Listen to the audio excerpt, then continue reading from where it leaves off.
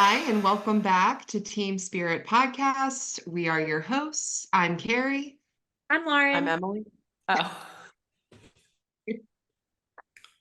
Today, we are talking about something that I think really can be applied in any facet of life. It doesn't just have to be about spirituality, it can really be about anything in regards to your career or your hobbies in general. But I think it's something that a lot of us certainly do struggle with. I know I certainly have, and I'm sure everyone, Lauren and Emily, can both agree. Like it's something that we've all struggled with. But we're talking about imposter syndrome. And if you're like, well, what is imposter syndrome? I have come prepared and I have the definition, and then we'll kind of get into it. So, the definition of imposter syndrome is the persistent inability to believe that one's success is deserved or has been legitimately achieved as a result of one's own efforts or skills. So, basically, what this means is no matter how much knowledge you absorb, no matter how much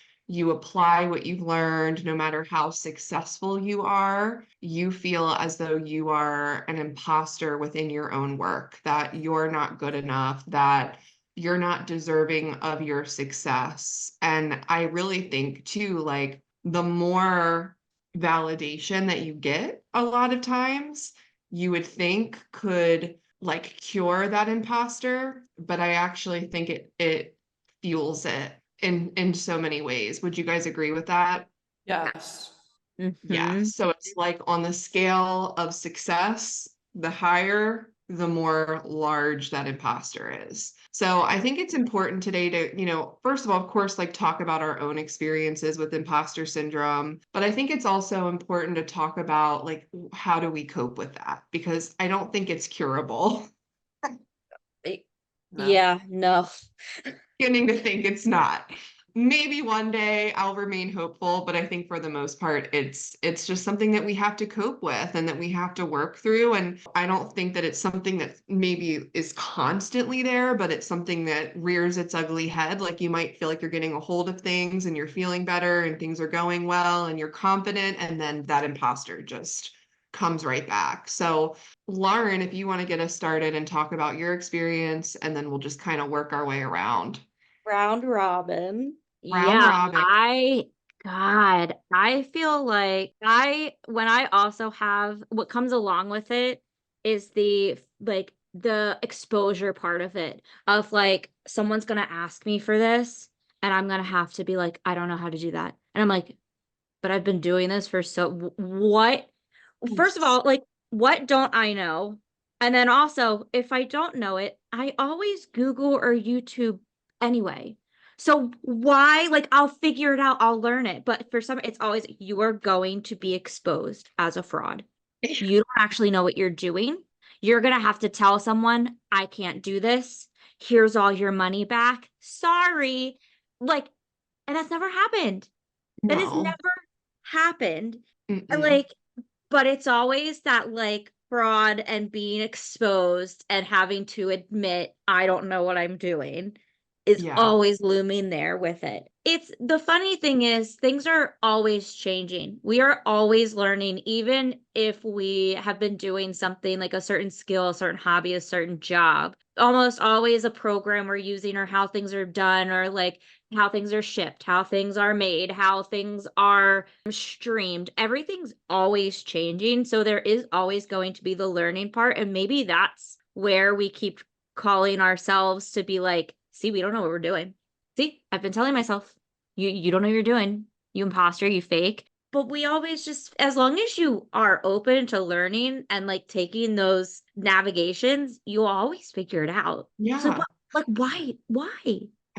It's the ego. It's just Yep. it's a fraction of the it's the ego trying to protect you in the event that you fail. Mine's always my imposter syndrome comes through the hardest when I do websites and when I do like social media. And I think with social media, it's hard because you're working with these platforms who, at the end of the day, are businesses. And so you have to learn their algorithms. Things are always changing. And so a lot of times you do feel like nothing I'm doing is working and it's all me. But if you look Right. into it, everybody is going through the same things when you're constantly trying to figure out what works best without spending money. And often what works best is spending money. And when you're going to outsmart it, you have to work hard to figure it out. With webs, I don't know what my deal is with websites. I really don't. My very first job, I did their websites and I would code like things to fix different pages and things. I know how to do that. I know how to like create pages from scratch through WordPress and like use their themes, use the things that they offer to make things. But every time I'm like, they only like it because they know you, or they only like it because they like what they see now. But if they ask for something, it's over. It's Yeah, over. you're constantly discrediting yourself. Yeah, it's such a And then vicious cycle. Oh my gosh. So how do you like, what do you do in those moments? Like, do you, I feel like you're aware of it, right? oh Like yeah. very much so. So what do you do about that? I feel like I hold my breath and hope for the best. I Yeah. don't I think that's one of the things that I have gotten really good at is just taking the chance Yeah. and just being like, listen, failure happens. We learn from failure. We learn from mistakes. So I have really just kind of brought my fear along for the ride. Instead of fighting my fear anymore, I have just been like, fear is a useful tool in a lot of ways. It does help to be afraid of things because then I'm thinking things through, but you have to try. And if I don't try, I literally am not doing my job. Like I can't make money. So that probably feels like a horrible answer. No, no. I mean, it's very logical, honestly. And sometimes we have to bring logic in to it because all the stuff that's going on with the imposter isn't logic. It's not logical. No. It's the Yes. opposite. Yeah. It's made Yeah. up. It's like your mind's making it up to protect you in some really up weird way. And it's just not, it's like I think that that's the best way, honestly, to like combat it is I do this a lot of times with just in anxiety in general. Like when I start to get really worked up about something, and imposter syndrome definitely gets me worked up, I kind of have to like be real with myself and I have to be like, let's break this down a little bit. Like let's take a few steps back because these are lies and I acknowledge them as this is not me talking. Right. This is not me. For example, I have major health anxiety, like major. Like going to the doctor is like a whole thing for me, whole thing. And all of these things like go, with anxiety, it's like circling around in my mind. It's like a spiral of all these horrible things that could happen. And oh my God, what if I get there and I'm really anxious and my blood pressure is really high and then they send me to the ER and like awful stuff. Because the way that we're in fight or flight in those moments, so it's like our body's having the response as if we're gonna die. And a lot of us kind of live in that when we have anxiety and those triggers come up. So just kind of being like, okay, so has that ever happened? Mhm. How many times have you gone to the doctor and your blood pressure has been through the mother roof? Only one time did that happen. But you were 38 weeks pregnant, Carrie, and they said, I think it's time to have a baby now. That's different. Like, and it Yeah. just kind of like coaching yourself through it logically. My brother, crazy anxiety. And one day he showed up on my doorstep and he's like, I need your blood pressure cuff. Because he was like convinced himself that he was dying. And I remember I'm like, no, I'm not giving you that. We're not taking your blood pressure right now. How in any way is that gonna make you feel better about your situation? And then I just was kind of like, he thought he was having a heart attack. And I had to I did exactly that. Let's back up the truck a little bit. But you have to do that with imposter syndrome too. Yeah. And sometimes I will let myself kind of like I'll let myself live there for a moment and I'll be like, okay, let's take a moment and let's think of all the horrible things that could happen. And I think about them and I say, okay, so when this one happens, what will I do? And then I give myself that answer. And then if this one happens, what will I do? And then I go, look, we covered the bases. now we know what to do. And so let's go on. And I had to do that with events because horrible things happen at events. There's really bad people. And like you really do have to have a plan of action. And I would always plan for the absolute worst. And then every time I go, no, nothing happened. Nothing happened. Nothing Like, can you believe happened. it? And then we And go through, and then the next event comes, and the same thing. wait, Just I have to read this to you because I saw that this morning and it's really funny. And I feel like it's the opposite of what, not that we should do, but hold on. So it says worrying works. 90% of the things I worry about never happen. see, the more Right. you worry, the less will happen. Right? When I lean into it just a little bit, not to the point where I am like paralyzed with fear, but when I just kind of think it, I guess it's logic. I put the Yeah, logic behind the worry and then I go, great, don't you feel better now? And then we yeah, move on. yeah. Logic works every time. Mm-hmm. Well, Mm, what about you, Emily? I'd say since quitting the corporate world into this spiritual path, I'd say the imposter syndrome is at its highest. I didn't experience it nearly as much as now. It's because for me, let me see how to put this into words. There's no concrete answer. Like everything I have to everything that I get, all the information I get is from spirit. So I have to trust in myself and trust in spirit.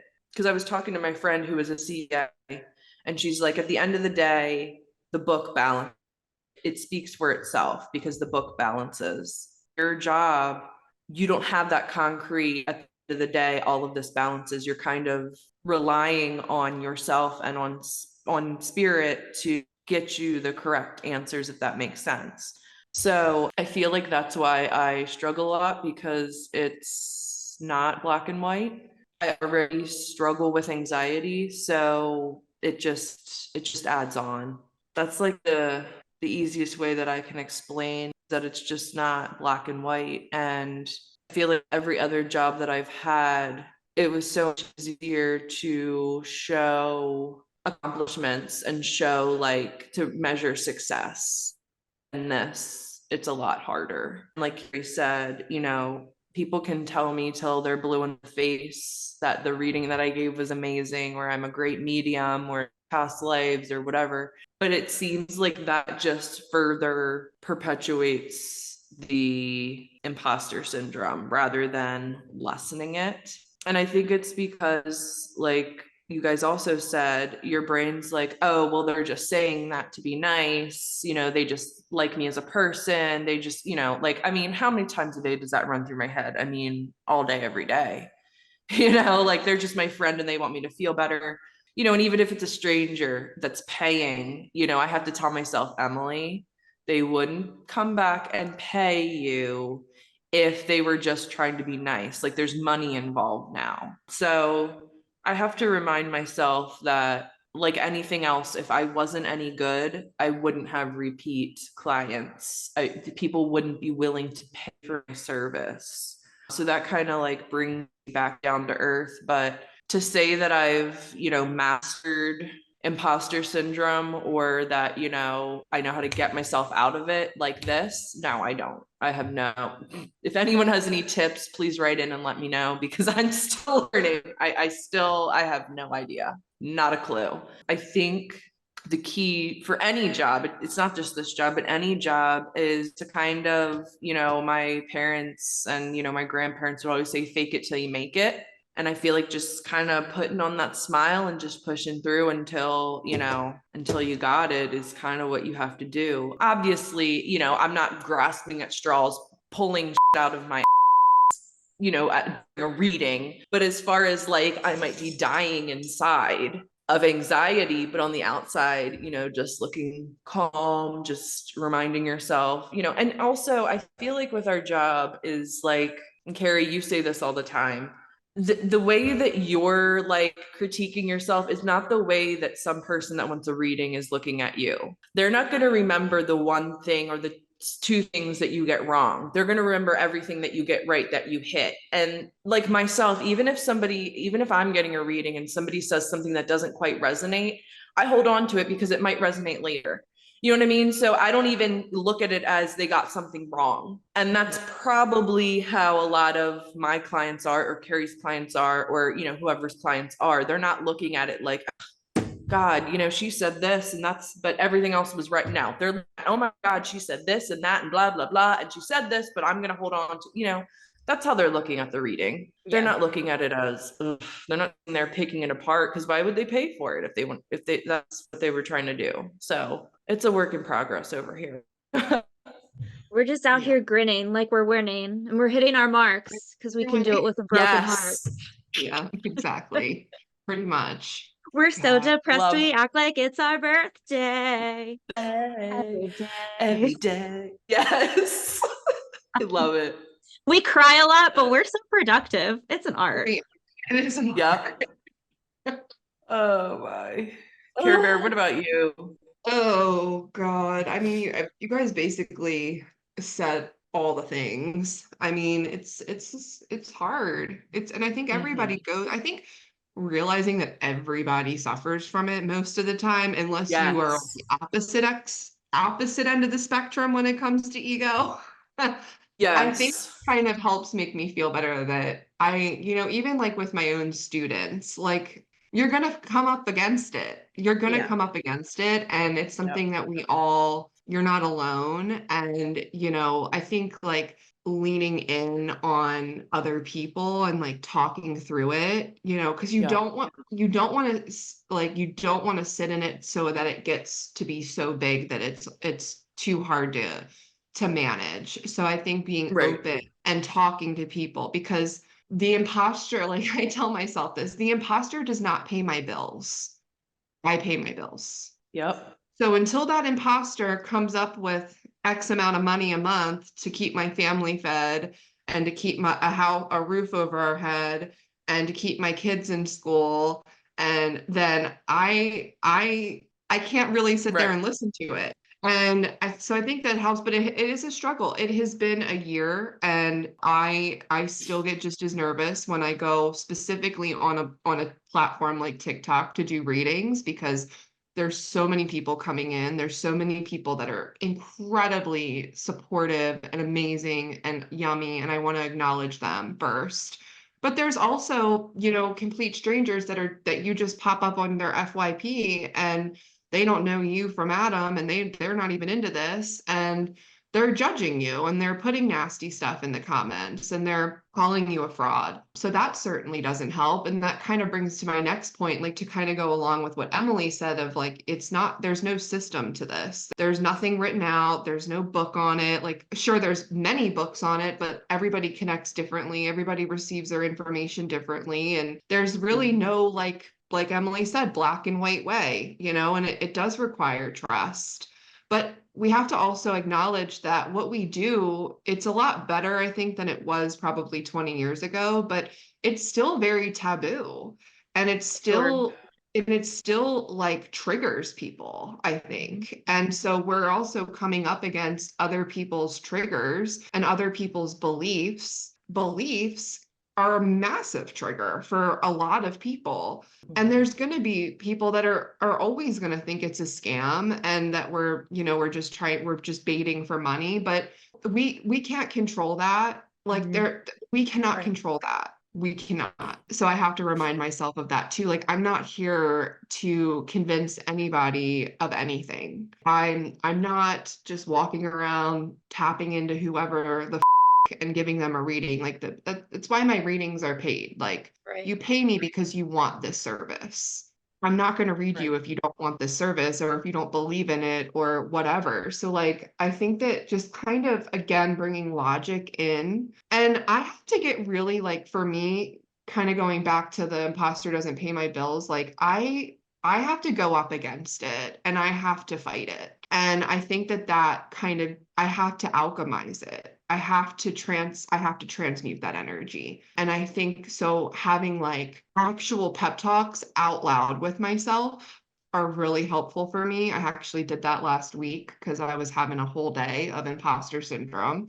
And, I just have to like really talk kindly to myself and out loud, like in those moments, and like show the up for myself when I'm feeling that way. And I think that helps kind of snap me out of it and reminding myself that I didn't just wake up one day and decide that I'm a psychic medium.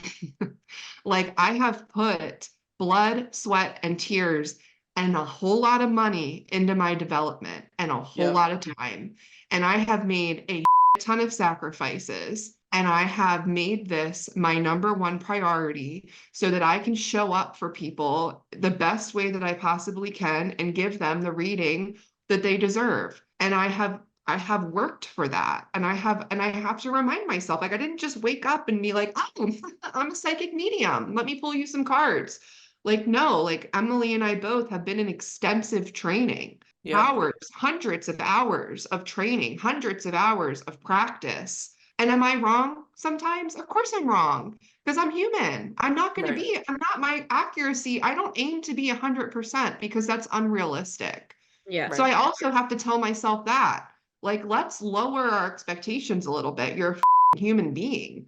And I tell people that on my live. I had a woman come into my live and I listen, I'm an open book. Like there's no shame. I'm not embarrassed by this. I think it's important to bring this up because this absolutely can happen if you're going on a platform and doing whatever, but specifically this. She came into my live, God love her. I've read her many times and she's typically always had really great readings. And this last time was about a love interest and if she should go on a date with this person. And all the information that I was getting is that she should. And that's what I delivered. Well, it didn't go well. And there were lies and there was illusion and there was deception with this person. And she came into my live and it's the first thing she said is, you were wrong. This person was XYZ. And I kind of took that moment and for a split second, I wanted to crumble and I wanted to melt because I had 30 people in my room. I had like 6 people on my list already that have paid for a reading. Half of them had never gotten a reading from me before. And I was like, you know what? No, I took my power back in that moment. And I'm like, listen, I am not God. I am not above mistakes. I am not above reading energy or something incorrectly. It can happen. However, sometimes there are lessons that we cannot avoid. Sometimes no matter how many I have chills, my God, spirit, no matter how many readings we get or how many cards we pull or however many, whatever, the answer is always going to be the same, even if it ends up being completely the opposite, because you needed to have that experience. And I Yep. cannot tell you why or what or how, but that's all I got. So, I mean, like, and I think like that's really how you need to show up for yourself and like stand on business for yourself because this is our livelihood. And, Yep.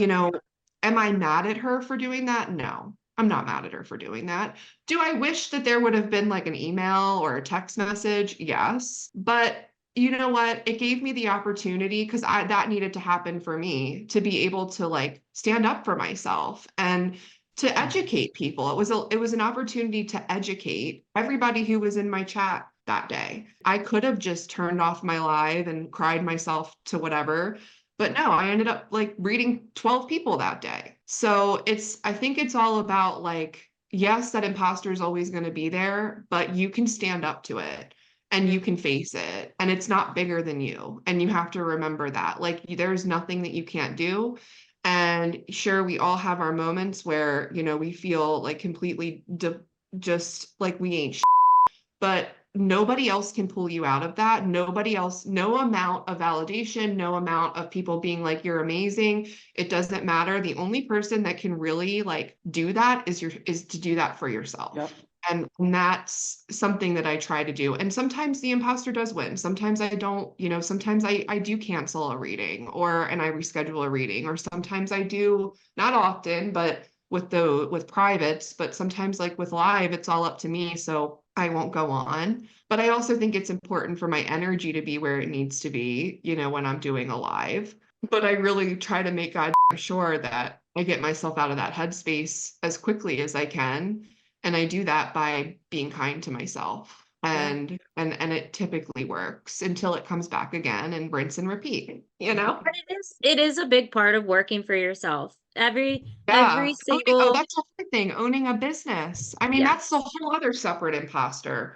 Being an Uh-huh. Yeah. entrepreneur. And Yeah. taking those every single bit, I've had multiple businesses of my own, small and bigger, and every single one of them has had some sort of bad review, bad feedback, project that didn't work because of XYZ. And every single thing I learned from it. Yeah. Every single thing. And that's Yeah. exactly, I'm so glad you said that just because something didn't work out doesn't mean that it didn't have to happen. Right. We learn nothing if we don't try things, if we don't do things. Nothing Right. is And learned. let's just break that down for a minute. If you feel like you've been talking to somebody and you need to pay for a reading to see, and this is no disrespect for this person, but you're not listening to your intuition. Your intuition is telling you if you should go on a date or not. And it probably was saying that no, but then we're getting readings and it's conflicting our own intuition. Listen, y'all, you need to listen to your intuition before you listen to anything else. Your intuition should always be first because Yep. it's typically never wrong. But we're just tapping into energy that we're not familiar with. I mean, this is not we don't know everything, but And I feel like I when love it. we're ignoring our intuition, that's when the universe goes, you know what? I Just think you go do ahead. need to do this. This Yes. this is the time. Yeah, to show to yourself, wow, maybe I should have listened. Maybe I should have listened to Mhm. myself. But yeah, I mean, it is definitely use your resources, lean on your friends. There's so many. I've done every single imposter syndrome meditation you could ever imagine. Listening to really positive affirmation songs is another really good way. It's just like anything, you have to rewrite the script.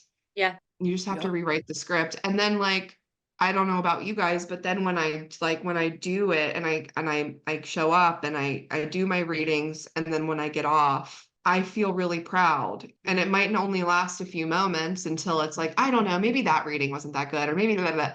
But in those moments, they go a really long way.